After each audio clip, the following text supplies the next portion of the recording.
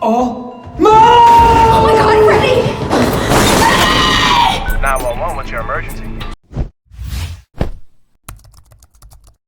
He fell into the trash compactor. Luckily, the power had already been cut off, so he wouldn't be crushed for now. Firefighters quickly cleared out the trash and checked his vital signs. The trash cushioned him, so he didn't injure his head.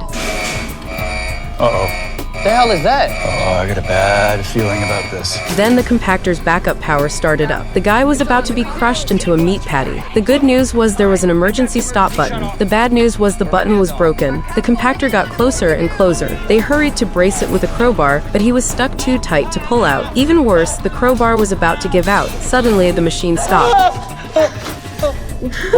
What happened? It stopped. What did you guys do? I pulled the plug. That works. Looks like this guy is the smartest one. The clown was performing. Today was the boy's birthday. The clown asked if he liked giraffes. This shocked the boy's mom. Not many people knew he loved giraffes. The boy's birthday wish was to spend the day with his dad. The clown twisted a balloon giraffe. The boy's face lit up with joy. Next, the clown danced for him, not knowing danger was coming.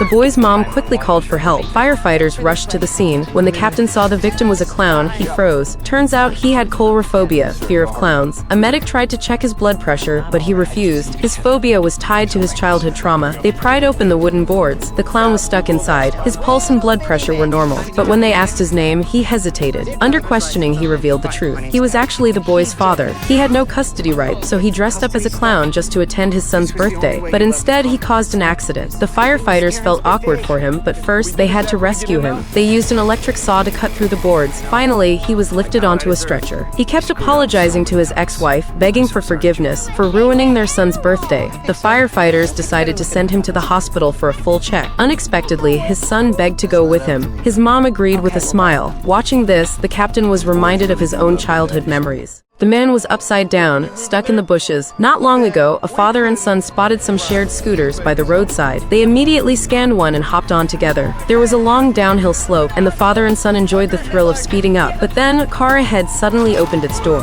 The father quickly swerved to avoid it. Thankfully, it was just a close call. However, right after that, they saw a crowd of pedestrians ahead. They stumbled through the crowd, barely managing to keep balance. Suddenly, a drone fell from the sky, and they crashed straight into it, getting flung out. Bystanders quickly called 911. When the firefighters arrived, they used a power saw to rescue the man. Luckily, the child was fine, with only minor scrapes. The drone belonged to a man. He kept explaining that it was a malfunction. But a woman questioned him, asking why his drone was flying over her house. The police told him that flying a drone over private residential areas was illegal. The man's drone had fallen and caused a father and son to crash. A woman questioned him, asking why his drone was flying over her house. He claimed he was a real estate agent, filming houses to sell them. But the woman immediately exposed his lie, saying no one in the area was selling their home. The police asked to check his aerial footage and drone license, but he couldn't provide any. Seeing he had no way to explain himself, the police arrested him on the spot. The charges were flying a drone without a license, trespassing, and damaging others' property. He was taken straight to the police station. At the station, a technician retrieved the footage from his drone. They confirmed he was a peeping Tom. Police immediately went to search his house. His home was filled with voyeuristic videos, and on his computer, they found something even worse. Turns out he wasn't just a peeping Tom, he was also a serial rapist. And we let him get away. Have you ever been to a rage room? This woman was feeling terrible because her husband wanted a divorce. So her best friend took her to a rage room to vent. Woo! You're up. Come on, you gotta reach down deep and find your rage! Her friend told her to think about all the bad moments with her husband, but then her friend accidentally revealed a secret only she and the husband knew. The woman instantly became suspicious. Seeing her unable to explain, she realized the truth. Her best friend was the other woman. Seeing the angry woman coming at her, her friend panicked. She quickly hid inside a barrel and called 911 for help. 911, what's your emergency? My best friend's trying to kill me!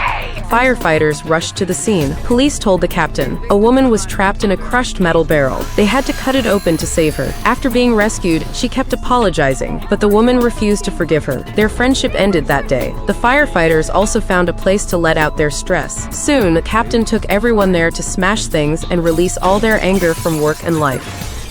The men offered a high price to buy the old guy's bunker. He refused on the spot, saying unless he was dead.